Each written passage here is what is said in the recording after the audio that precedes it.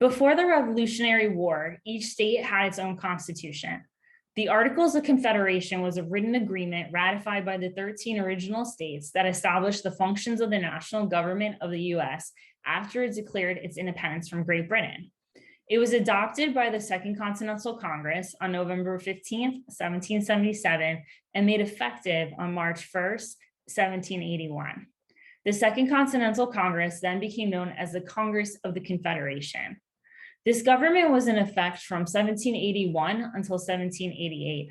Although it was eventually replaced by the United States Constitution, it has played a very important role in the foundation of our country.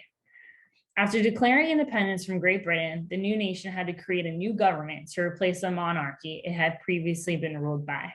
After much debate, the Americans adopted the Articles of Confederation, and it established a very weak national government that consisted of a one-house legislature known as the Confederation Congress. Congress had the powers to declare war, sign treaties, and settle disputes between the states, as well as borrow or print money and ask for funds from individual states. However, the states rarely provided the requested money to the federal government. This is because Americans were so afraid of having another strong centralized government, they refused to give Congress the power to tax. So we'll talk about this in more detail soon, but in 1783, the Americans secured their independence from Great Britain with the Treaty of Paris, 1783, and that's when they really went full steam ahead on building a new nation. Even though they had some success, like passing the Northwest Ordinance that we'll talk about in a second, the Confederation Congress faced many difficulties. Primarily, this was due to the weak nature of the national government. Without having the ability to tax, the federal government could not pay for a military, which is a very important issue for people living in the Northwest Territory where a lot of movement was occurring. So they ended up having a meeting called the Constitutional Convention in the summer of 1787.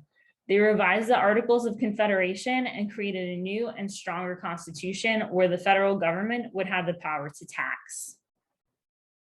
Some weaknesses of the Articles of Confederation can be noted, including Congress lacked the authority to regulate commerce, making it unable to protect or standardize trade between foreign nations and the various states.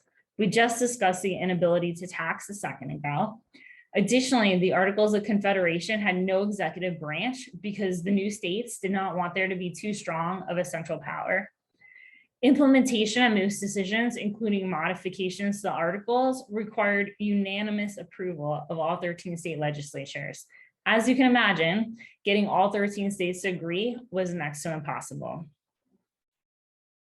We'll talk about the Constitution in more detail in a minute, and also in the Constitution Bootcamp. But for now, what's important for you to remember is that the three most important changes that were made from the Articles of Confederation to the Constitution were the addition of the House of Representatives and the Senate, the idea of the separation of powers, and checks and balances. The Declaration of Independence, which officially broke all political ties between the American colonies and Great Britain, set forth the ideas and the principles behind a just and fair government. So the Articles of Confederation reflected the Declaration of Independence.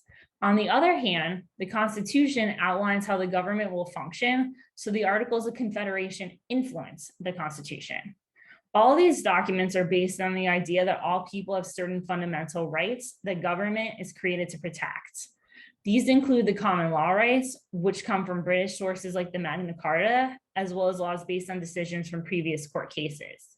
They also include the natural rights that the founders believed came from God.